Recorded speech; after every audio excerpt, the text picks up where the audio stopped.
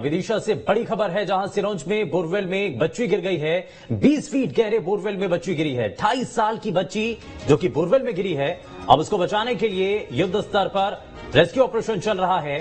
प्रशासन के अधिकारी इस वक्त मौके पर मौजूद हैं। मेडिकल की टीम मौके पर मौजूद है और सिरोंज के कजालिया गांव की घटना बताई जा रही है, जहां विदिशा में बोरवेल में गिरने की यह दूसरी बड़ी घटना सामने आई है। युद्ध स्तर पर रेस्क्यू ऑपरेशन चल रहा है। उस बच्ची को बचाने के लिए लगातार प्रयास किए जा रहे हैं। 2.5 साल की छोटी सी बच्ची जो कि बोरवेल में गिर गई है, उसको बचाने के लिए अब लगातार कोशिशें की जा रही हैं। रेस्क्यू ऑपरेशन चल रहा है। सिरोंज के कजालिया गांव की यह घटना है। तस्वीरें आपके सामने हैं और ये देखिए, यही वो बोरवेल है जिसके अंदर वो छोटी सी मासूम बच्ची गिर गई है। अब उसको बचाने के लिए रेस्क्यू ऑपरेशन चल रहा है और आसपास जैसे ही लोगों को पता चल रहा है कि एक छोटी सी बच्ची, 2.5 साल की बच्ची उस बोरवेल में गिर गई है, और जिसको भी पता चल रहा है वो मौके पर पहुंच रहा है और हर कोई दुआ कर रहे हैं कि उस बच्ची को सकुशल बाहर निकाल लिया जाए। हमारे संवाददाता जितेंद्र हमारे साथ इस वक्त जुड़ चुके हैं, जो कि इस वक्त मौके पर मौजूद हैं, और हमारी सहयोगी सोनाली इस वक्त न्यूज रूम में है, वो भी हमारे साथ जुड़ चुके हैं। लेकिन जरा जल्दी से जितेंद्र का रुख कर लेता हूं। जितेंद्र, क्या अभी तक जानकारी मिल रही है? बच्ची बोरवेल में गिरी, अभी तक कोई जानकारी मिल रही है?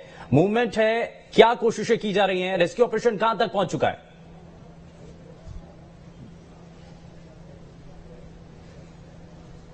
देखिए, मैं आपको अपडेशन दे दूं कि लगातार यहां पर जो बच्ची है उसको बचाने का जो प्रयास है वो किया जा रहा है। और जिस प्रकार से हमने देखा था कि जिला प्रशासन की टीम ने यहां पर एक समानांतर गड्ढा खोदने का काम शुरू कर दिया था, ताकि यहां पर एक स्लैब बनाया जा सके और उस स्लैब के माध्यम से जो बच्ची है उसे उस तक पहुंचाया जा सके, ताकि जिस प्रकार से हम देखते हैं कि कई जगहों पर जब बच्ची गिरती है या इस प्रकार से छोटे बच्चे गिर जाते हैं तो उस दौरान एक समानांतर गड्ढा खोदकर एक स्लैब बनाया जाता है। उसके बाद यहाँ पर टनल बनाई जाती है जिसके माध्यम से बच्ची को बाहर निकाला जाता है।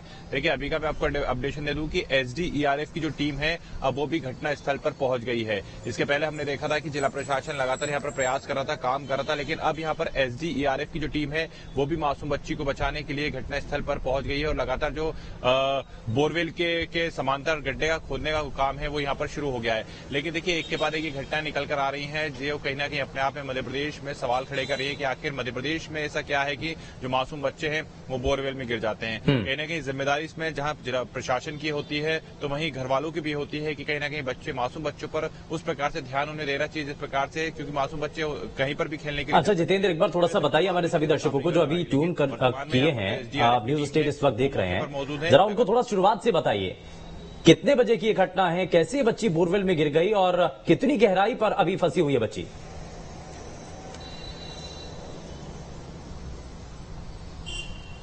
देखिए, 10 से 10:30 बजे की घटना बताई जा रही है और ये बताया जा रहा है कि 11 बजे के करीबन पुलिस को ये सूचना मिली थी कि एक मासूम बच्ची है जो कि यहाँ पर बोरवेल के गड्ढे में गिर गई है। जिसके बाद जब अधिकारियों से चर्चा की जाती है तो वहां पर एक पुलिसकर्मी पहुंचते हैं और पहुंचने के बाद देखते हैं तो बच्ची वहां से नजर आती है, 20 फीट नीचे गहरे गड्ढे में नजर आती है।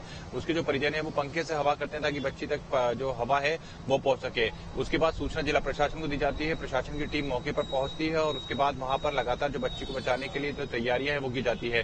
सबसे पहले मेडिकल की टीम यहाँ पर पहुंचती है और जो ऑक्सीजन के सिलेंडर हैं वो यहाँ पर रखे जाते हैं ताकि ऑक्सीजन का पाइप नीचे तक पहुंचाया जा सके और बच्ची को आसानी से ऑक्सीजन मिल सके।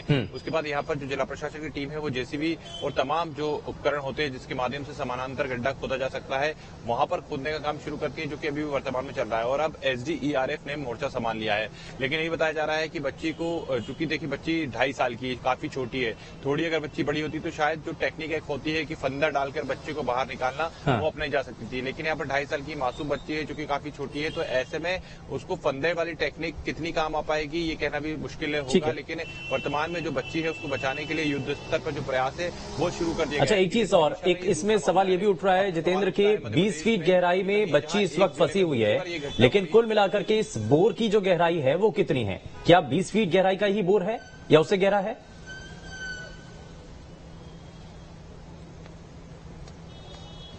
देखिए, बच्ची जहां पर बच्ची फंसी हुई है ऐसा बताया जा रहा है कि 20 से 30 फीट ये जो बोर है वो गहरा बताया जा रहा है और 20 फीट पर बच्ची फंसी है। वहीं मध्य प्रदेश की राजधानी भोपाल के अगर हम आसपास इलाकों की बात करें, चाहे हम सीहोर की बात करें, कुछ दिन पहले, 1 महीने पहले हमने देखा था कि सीहोर में भी एक मासूम बच्ची थी जो कि गिर गई थी, उसको बचाया नहीं जा सका था क्योंकि वहां पर हार्ड रॉक्स आ गए थे। वहीं अगर हम विदिशा की भी बात करें तो देखिए, भोपाल के आसपास के जो इलाके हैं पठार क्षेत्र कहलाए जाते हैं, यानी कि यहाँ पर सिर्फ 20 से 30 फीट तक ही ये माना जा सकता है कि जो मिट्टी है वो पाई जा सके, लेकिन उसके बाद जो हार्ड रॉक्स हैं वो आना शुरू हो जाते हैं, और जब हार्ड रॉक्स आना शुरू हो जाते हैं तो ऐसे में रेस्क्यू ऑपरेशन में काफी दिक्कतों का सामना करना पड़ता है। और इसका सीधा उदाहरण सीहोर में देखा जा चुका है कि बच्ची 150 फीट तक नीचे चली गई थी, 150 फीट तक नीचे चली गई थी और जिसको बचाया नहीं जा पाया गया था। तो ऐसे में यहाँ पर अभी देखा जा रहा है कि जो बच्चे 20 से 30 फीट तक का जो गहरा गड्ढा है वो बताया जा रहा है। तो ऐसे में यहाँ पर जहां तक मिट्टी है वहां तक खुदाई करके बच्ची को ड्रिल के माध्यम से ड्रिल करके एक टनल बनाई जाएगी। चलिए, हम इसमें कौन कौन से माध्यम जिनके जरिए उस बच्ची को बाहर निकालने के लिए कोशिश की जा रही है, कितने प्लान हैं जो कि प्रशासन के द्वारा तैयार किए गए हैं,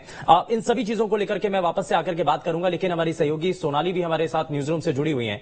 सोनाली, हम देख रहे हैं मध्य प्रदेश के अंदर एक के बाद एक ऐसे कई घटनाएं सामने आ चुकी हैं जिसमें बच्चे बोर में गिर चुके हैं। इससे पहले भी विदिशा और आसपास सीहोर में कई बच्चे गिर चुके हैं और हाल ही में कुछ ही महीनों के भीतर एक के बाद एक कई ऐसी घटनाएं सामने आ चुकी हैं। लेकिन उसके बावजूद भी हम सबक नहीं ले रहे हैं, उसके बाद भी ऐसी घटनाएं हो रही हैं। बिल्कुल शुभेंदु, देखिए सवाल यही कि आखिर हम पिछली गलतियों से सबक क्यों नहीं ले रहे हैं, क्योंकि आए दिन इस तरीके की घटनाएं सामने आ रही हैं। जैसा कि आपने खुद भी बताया, सीहोर में कुछ दिन पहले जून के महीने में एक बच्ची सृष्टि जो है वो गिर गई थी और उस बच्ची को बचाया नहीं जा सका। इसके बाद विदिशा में ही मार्च महीने में एक बच्चा लोकेश जो है वो गिर जाता है। यानी कि आए दिन इस तरीके की घटनाएं सामने आती हैं। प्रशासनिक स्तर पर भी लापरवाही देखी जाती है, जो परिवार वाले हैं उनकी भी लापरवाही यहाँ पर नजर आती है। खासकर अगर हम इस मामले की बात करें तो यहाँ पर आंगन में ही बोरवेल बनाया गया था। आंगन में 20 से 30 फीट गहरा बोरवेल था और उसमें 2.5 साल की मासूम बच्ची गिर जाती है। पहली बात तो अगर किसी घर में 2.5 साल की बच्ची है और वहां जो बोरवेल है वो खुला छोड़ा गया है तो ऐसे में परिवार की भी लापरवाही दिखती है, प्रशासनिक स्तर पर भी लापरवाही नजर आती है, क्योंकि कई गाइडलाइंस जारी की गई हैं बोरवेल को लेकर, लेकिन उसके बाद भी उन गाइडलाइंस का पालन नहीं किया जाता है। सरकार की ओर से लगातार ये अपील की जाती है लोगों से कि सावधानी बरतें, जो भी गाइडलाइंस है उनका पालन करें, लेकिन उसके बावजूद भी जब लोग इस तरीके की लापरवाही करते हैं तो ऐसे में लोगों की मानसिकता पर भी सवाल खड़ा होता है कि आखिर आए दिन जो जागरूकता का अभाव है वो क्यों नजर आता है लोगों में। हालांकि अभी जो ये खबर है इसमें सरकारी तौर पर निर्देश दे दिए गए हैं कि जल्द से जल्द बच्ची का रेस्क्यू किया जाए और वहां पर जेसीबी मशीनों को बुलाया गया है और जो बोरवेल है उसके समानांतर गड्ढा खोदा जा रहा है। अच्छा सोनाली, एक चीज और देखते हैं हम, हर जो ऐसा मामला, ऐसी कोई घटना सामने आती है, बच्चे जब बोरवेल के अंदर गिर जाते हैं तो हर मामले के अंदर एक नई चुनौती होती है जी। इस घटना के अंदर एक नई चुनौती है कि बच्ची बहुत ज्यादा छोटी, 2.5 साल की मासूम बच्ची है और जैसे कि हमारे संवाददाता जितेंद्र भी बता रहे थे कि अगर थोड़ी सी बच्ची बड़ी होती तो उसको बाय हुक, इससे पहले जो रेस्क्यू ऑपरेशन के अंदर जिसका इस्तेमाल किया गया था, जिस टेक्निक का, वो इसमें इस्तेमाल किया जा सकता था। लेकिन बच्ची इतनी ज्यादा छोटी है तो ये टेक्निक भी यहाँ पर फेल नजर आ रही है। तो नजर आ रहा है कि रेस्क्यू ऑपरेशन थोड़ा सा लंबा चल सकता है। बिल्कुल, देखिए शुभेंदु, यहाँ पर चिंता बस इसी बात की है कि अगर रेस्क्यू ऑपरेशन लंबा चलता है तो बच्ची की जान को खतरा हो सकता है, क्योंकि प्राथमिकता यही है कि बच्चे को जल्द से जल्द बोरवेल से निकाला जाए और सुरक्षित निकाला जाए। बड़ी बात यह है कि सुरक्षित निकाला जाए बच्चे को। इसके पहले भी जो सीहोर की घटना थी वहां पे हमने देखा था कि वक्त चूंकि काफी ज्यादा हो चुका था, 2 से 3 दिन का वक्त लग गया था और उसकी वजह से बच्ची का शव बरामद हुआ था बोरवेल से।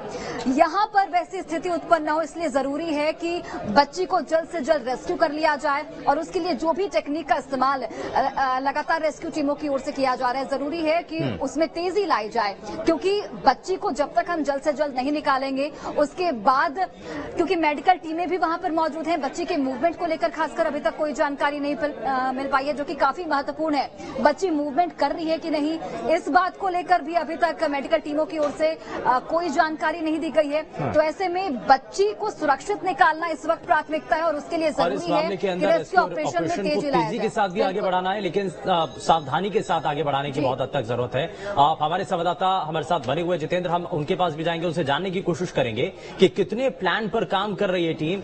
लेकिन उससे पहले जरा आपको बता दें कि एएसपी समीर यादव ने इस मामले पर जानकारी देते हुए क्या कुछ कहा है, जरा वो आपको सुनाते हैं। विदिशा जिले में ये जो पथरिया थाना है उसके अंतर्गत गांव है कजरी बरखेड़ा, वहां पर सूचना आई थी 11 बजे के करीब कि वहां इंदर सिंह का जो घर है उसके आंगन में बने हुए बोरवेल में अस्मिता नाम की बच्ची जो लगभग 2.5 साल की है वो दुर्घटनावश गिर गई है। पुलिस और प्रशासन ने तत्परता से इसमें कार्रवाई की है और तत्काल वहां पर पहुंच गए हैं। हमारी एसडीआरएफ की भी टीम वहां पहुंच गई है और हम कोशिश कर रहे हैं कि उसको रेस्क्यू करके उस बच्ची का जीवन हम बचा सकें।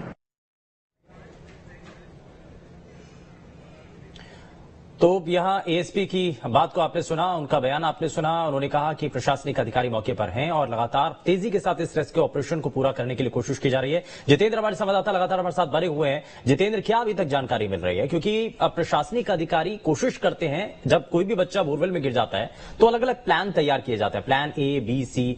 तो अभी किस प्लान के आधार पर बच्ची को बचाने के लिए कोशिश की जा रही है?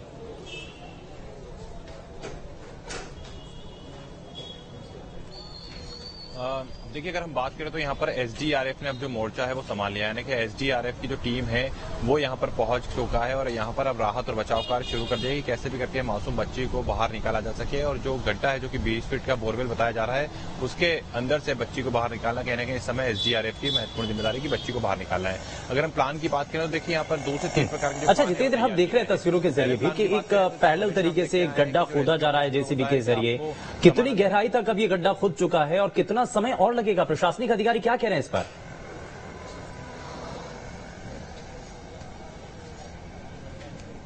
देखिए, अभी तो गड्ढा खुदने में काफी समय लगेगा, क्योंकि अगर हम बात करें जो कि प्लान जो तैयार किया गया है उसके तहत अगर हम देखें तो जो गड्ढा है उसके समानांतर एक गड्ढा खोदा जा रहा है। 20 फीट पर अगर बच्ची फंसी है तो जाहिर सी बात है कि जो गड्ढा है वो करीब 25 से 27 फीट तक खोदा जाएगा, क्योंकि बच्ची जहां तक फंसी होती है उसके ठीक नीचे तक जो गड्ढा है वो खोदा जाता है। उसके बाद वहां से एक सुरंग बनाई जाएगी और सुरंग के माध्यम से जो टीम के मेंबर्स हैं वो वहां तक पहुंचेंगे जहां पर जो बच्ची है वो फंसी हुई है, और वहां से बच्ची को नीचे की ओर खींचते हुए वापस उसी सुरंग से बाहर निकाल कर लाएंगे जिस सुरंग का वो निर्माण करेंगे। पहला जो अगर मिशन है वो तो इसी पर काम होता है और हमने देखा है कि अधिकतर जगहों पर जब बच्चे बोरवेल में गिर जाते हैं तो उस दौरान यही जो ट्रैक है वो अपनाई जाती है। इसके अलावा अगर हम दूसरे प्लान की बात करें तो बाय हुक के जरिए बच्ची को भी बाहर निकालने का प्रयास किया जाएगा। माता पिता से संपर्क किया जा रहा है, पूछा जा रहा है कि बच्ची ने कपड़े किस प्रकार से पहने हुए हैं। अगर बच्ची तक, चूंकि शुरुआती दौर में जो पुलिसकर्मी थे जो कि बता रहे थे, उनका वीडियो भी आया था कि हाँ बच्ची दिख रही है, नजर आ रही है, तो ऐसे में बाय हुक का जो एक कहीं ना कहीं जो कहा जा सकता है कि जो इस्तेमाल है वो किया जा सकता है। और ऐसे में बच्ची के जहां पर कपड़े हैं उन कपड़ों में उस हुक को फंसाकर धीरे धीरे ऊपर की ओर लाया जा सकता है, जिससे उसको सीधे तौर पे गड्ढे से बाहर निकाला जा सके। इसके अलावा यही बताया जा रहा है कि जो फद्दा कहा जाता है, क्योंकि इसके पहले भी हमने देखा था कि जब छतरपुर में एक बच्चा इसी प्रकार से गिर गया था, उस दौरान जो फद्दा था वो जब उसको पकड़ाया गया तो उसके साथ उसके हाथों को बांधा गया और ऊपर की ओर खींच लिया गया। तो यहाँ पर फंदे की जो ट्रिक है वो भी अपनाई जा रही है। तो 2 से 3 जो प्लान है वो यहाँ पर तैयार किए गए हैं कि कैसे भी करके मासूम बच्ची तक पहुंचा जा सके और जल्द से जल्द उसे बाहर निकाला जा सके। लेकिन इसमें जितेंद्र सबसे बड़ी चुनौती यही कि बच्ची बहुत ज्यादा छोटी है, 2.5 साल की बच्ची है, जो आपकी बातों को समझ नहीं पाएगी, आप क्या कहना चाह रहे हैं, आपकी बातों पर रिएक्ट नहीं कर पाएगी। और दूसरा ये भी कि ऑक्सीजन की सप्लाई क्या अभी उस बोरवेल के अंदर की गई है?